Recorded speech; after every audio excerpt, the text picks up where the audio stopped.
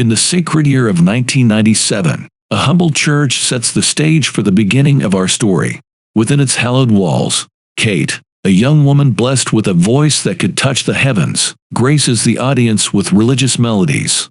Her family, a captive audience, watches with pride as she pours her heart into the music. Fast forward 2 decades, and Kate's life has taken a starkly different turn. She drowns her sorrows in a glass of alcohol, seeking refuge from the tumultuous reality that surrounds her. It's in the midst of her solitude that a stranger enters her life, a person who possesses an uncanny ability to guess Kate's favorite song. This stranger's charm draws Kate out of her self-imposed seclusion, intriguing her and capturing her attention. Upon noticing Kate's suitcase, the stranger inquires whether she's newly arrived in the city. Kate opens up, revealing her impending job interview and the fact that she left her friend's house due to ongoing family disputes, rendering her incapable of returning home. As the new day dawns, Kate awakens to an unexpected situation. The man with whom she spent the night kindly informs her of his intention to fetch breakfast. He even offers her a soothing hot bath, starting her day with a dreamy mug of hot cappuccino. With these gestures, he departs, leaving Kate in solitude. Unbeknownst to Kate, her morning shower is interrupted by Ed's wife, who barges in and confronts her. In a quick attempt to explain her presence, Kate claims to be a plumber, a far-fetched excuse. Ed's wife, unimpressed, forcibly ejects her from the house, disposing of her suitcase. This event marks the inception of Kate's bewildering journey. The following morning, Kate arrives at the shop where she works. Her manager, Santa, is taken aback by her early appearance and expresses her exasperation at the trouble Kate seems to attract. She makes reference to a prior incident involving a friend's fish drying at home, an event that led to Kate's inadvertently tossing a hairdryer into the aquarium, causing the demise of the fish. While assisting a customer in choosing a doll, Kate's sister arrives and insists that she immediately leave the store to have a conversation. Her sister instructs her to answer her mother's calls while she proceeds to call their mother, a conversation that quickly escalates to an argument. During this heated exchange, Santa chastises Kate in front of the other employees, accusing her of not working and receiving payment for nothing. Unperturbed by this public rebuke, Kate immerses herself in dusting the store's decor. As she goes about her duties, she stumbles upon a photograph of a handsome young man displayed on a shelf. Intrigued, she approaches the image and inquires about its significance. The man in the photograph, Tom, proceeds to show Kate a picture of a rare bird. In a bizarre twist of fate, the bird in the picture decides to bestow good luck upon Kate by excreting on her eye. Kate rushes back into the shop to cleanse her eye. A little while later, Tom enters the store and is pleasantly surprised to find Kate's eyes have improved. He shares the superstition that bird droppings bring good fortune and extends an invitation for a walk. Initially, Kate resists his overtures, blaming him for her earlier avian encounter. Over time, Kate's curiosity gets the better of her, and she agrees to accompany Tom for a walk, albeit with certain conditions.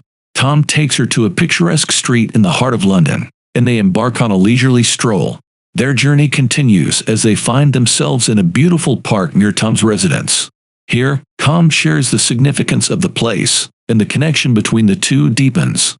Later, Tom accompanies Kate to a bus stop, and they part ways for the time being.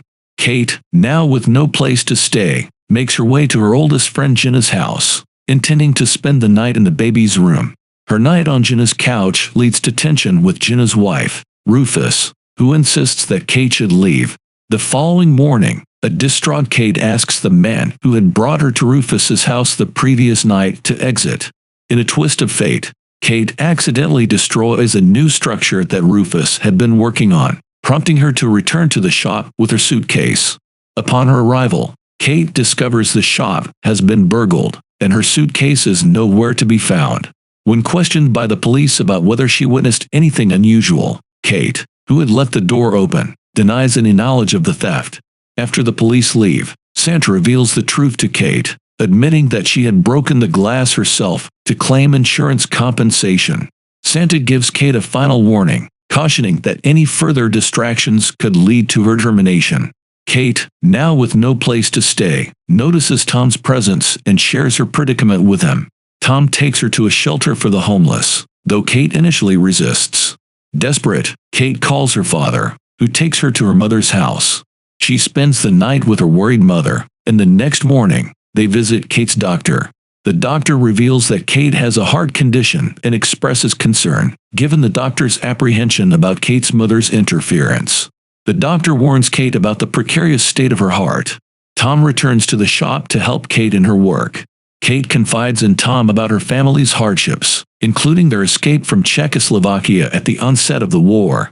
Tom, in a daring move, secretly takes Kate to a ski resort to teach her how to ski. Their bonding is interrupted when a security guard arrives, necessitating a hasty escape. Despite the interruption, Kate expresses that the day was a success for her. She confides in Tom about her strained relationship with Santa and suggests a kind gesture to help mend it. In preparation for Kate's audition, which coincidentally takes place on an ice skating rink, everything seems perfect. She is on the brink of securing the role. However, a mishap on the ice casts a shadow on her performance, ultimately affecting the judge's decision. Defeated, Kate leaves the venue and heads to the homeless center to see Tom. To her disappointment, he's nowhere to be found, so she returns home. During dinner with her family, Kate faces sarcasm from her sister, Martha, who believes she can do nothing right. A family argument escalates, prompting Kate's departure from her mother's house. With no place to go, Kate finds herself once more at the bar. Annoyed by her presence, she's propositioned by a stranger to buy her a drink, an offer she declines before leaving. Unbeknownst to her, her relationship with Santa and her mother has subtly improved. She goes shopping with her mother, making thoughtful purchases to mend strained relationships. Kate buys a bottle of wine for her sister, a goldfish for her friend whose fish she accidentally killed, and a small ship for Rufus, whose structure she inadvertently destroyed. Kate's quest for answers leads her to Tom's house, only to discover that it has been put up for sale and unoccupied for months. The sales manager, who happens to be in the house, explains to Kate that Tom, the previous owner, lost his life in an accident on Christmas Eve the previous year. It was on that fateful night that Tom's heart was transplanted into Kate's body. Kate exits the house, stunned by the revelation that her cherished memories with Tom were never real. Tom existed solely in her imagination, a figment of her subconscious desire to improve her life. He served as a catalyst for her journey of self-discovery. Returning to the park she associates with Tom, Kate encounters him once again. Desperate for answers, she questions the nature of her feelings and the connection she felt with Tom.